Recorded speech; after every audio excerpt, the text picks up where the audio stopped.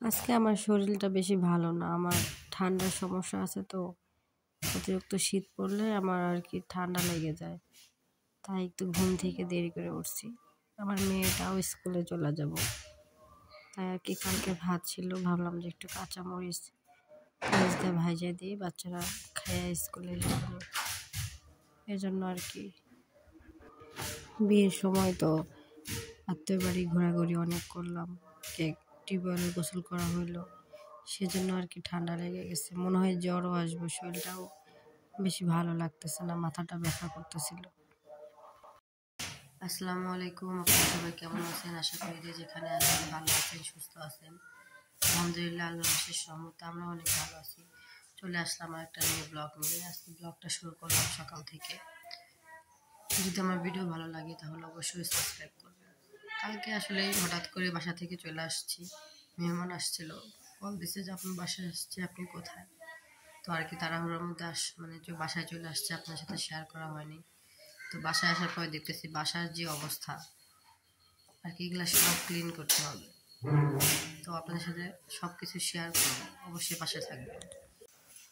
ঘরের কোনায় কোনায় ময়লা লেগে গেছে, মাকড়সার বাসা আটকে গেছে, আমি পরিষ্কার করতেছি। বিল্ডিং এর রংটা যখন করা হয়েছিল তখন আর কি বিল্ডিং এর ওয়ালটা ভেজা ছিল, যার কারণে এখন রংটা উঠে গেছে, নতুন করে আবার রং করাইতে হবে। জানালার সাথে এত ময়লা ছিল, এত ধুলাবালি ছিল আর কি, ধুলাবালি আর বাতাস যখন আসবে জানলা দিয়ে, তখন এই ধুলাবালি সহ বিছানায় আসলাম।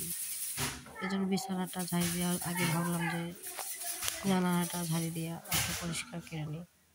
জানালাটা পরিষ্কার করতেছি, মশারিটা বারবার পড়ে যায়, শুধু বারবার পড়ে যায়, বারবার পড়ে যায়। যতবার আমি আর কি এলোমেলো ঠিক করতে চাইতেছি, ততবার আর কি এলোমেলো আরো বেশি হইতেছে।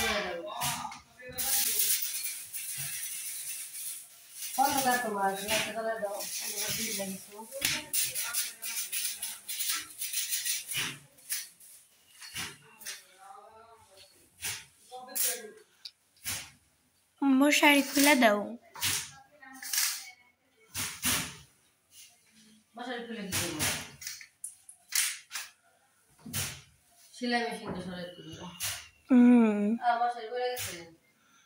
শুধু বারবার পড়ে যায়, এর কারণে ওরকম ভাবে বাঁচছিলাম।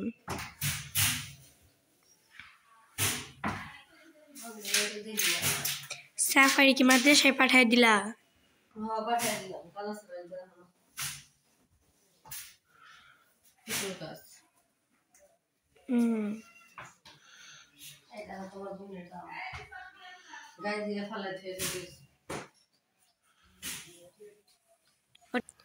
বাহিরে ধান বাড়াইতেছিল, অনেক শব্দ আসতেছিল, যার কারণে সমস্যা হইতেছিল কথা বললেও তো ক্লিয়ার শোনা যাইতেছিল না। আমি এখন বিছানার চাদরটা আর কি পারবো। আমার মেয়ের এই চাদরটা অনেক পছন্দ, এই কালারটা নাকি ওর খুবই ভালো লাগে। ধান ভাঙাই আর কি বিয়ের দাওয়াত খাইতে চলে গেছিলাম ভিপির বাসায়, চালগুলো আর ঝাড়া হয়নি। তো আজকে বাসায় এসে দেখি চাল নাই, তো এখন চাল না ঝাড়লে রান্না করা হবে না।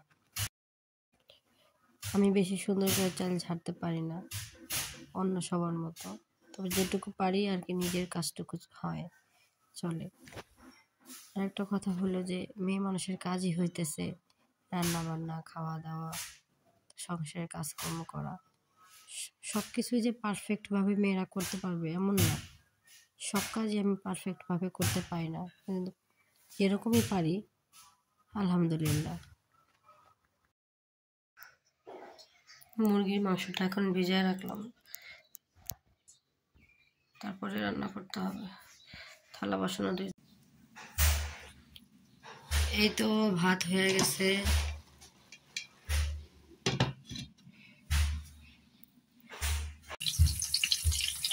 মুরগির মাংসটা বসাই দিচ্ছি।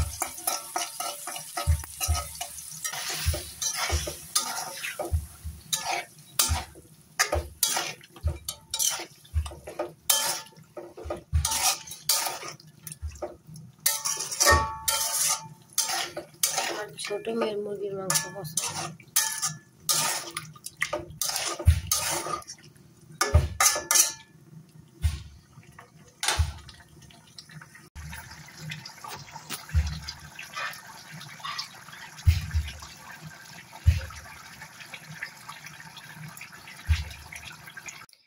আমরা এখন মা মেয়ে আর কি স্কুলের দিকে যাইতেছি।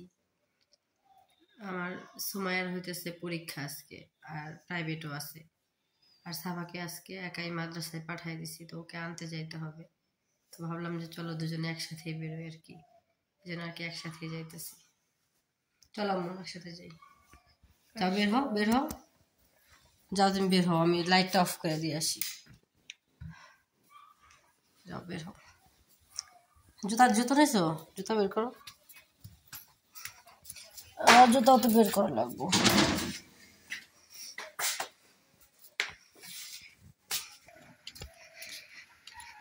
তো আর কি যাইতেছি রাস্তা দিয়ে। এখান থেকে গাড়ি পাওয়া যাবো?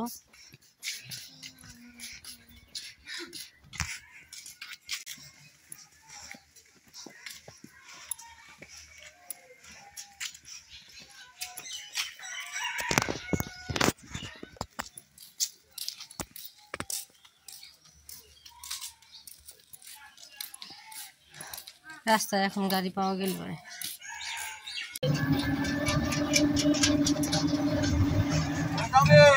তো আমরা দুজনে এখন গাড়িতে যাইতেছি স্কুলের উদ্দেশ্যে। এই তো আমি মেয়ের মাদ্রাসায় চলে আসছি, আর আমার মেয়েকে আমি আর কি স্কুলে রেখে আসলাম।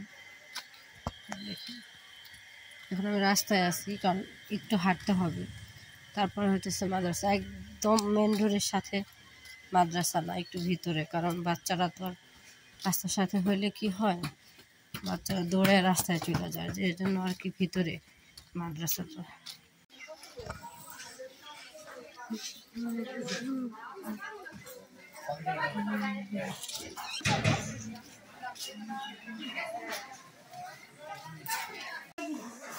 কি করো মা? টাকা বোনের ব্যাগে হাত দিতে হয় না মা?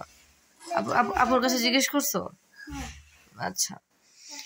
দেখেন বাবার বাসা থেকে আসার পরে আর কি সব কাপড় চোপড় দেখেন কত এলোমেলো, এগুলো সব কাজ করতে হবে, বুঝাইতে হবে। যা একটু সাইড হওয়া মা, ভালো লাগতেছে না। এদিকে মাদ্রাসা থেকে আসার পরে শরীরটা এত খারাপ লাগতেছিল, পরে আর কি শুয়ে ঘুমিয়ে পড়ছিলাম। আর কি ঘুমানোর পর দেখি আমার শরীরে জ্বর এসে গেছে। দেখে কণ্ঠস্বর কেমন হয়ে গেছে। এখন যে কথা বলবো, কথা বলার মতো আর কি আমার কন্ডিশন নাই, কণ্ঠস্বর গলা ভেঙে গেছে। তো দেখেন